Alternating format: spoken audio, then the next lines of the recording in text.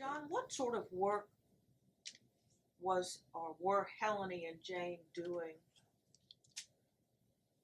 Okay, Heleny had come, Heleny Cook, I think had come during 1972. And Jane came, I think Heleny was there in the summer. She came in late 1971, excuse me. Jane came along was brought in a few months later. They grew out of the whole John Gaventa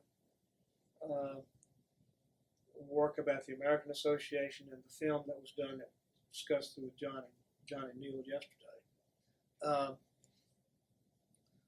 Save Our Cumberland Mountains started getting organized that summer of '71. John had as much or more to do with that than anybody else. He was the fellow who learned about J.W. Bradley and went to talk to him. John Gaventa. John Gaventa, yes. And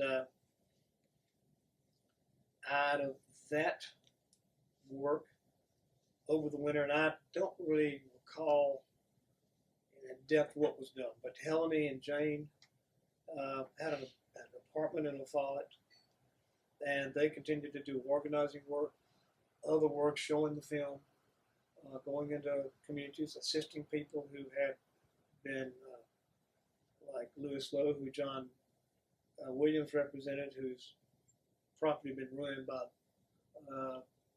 floods, bringing mining gook from the strip mine pits onto their land. Dealing with and doing some work of the Tennessee legislature trying to get a better strip mine bill passed, which eventually happened after John came in. And so they were targets. Of whom? Of mine, strip mine operators, owners, the whole structure.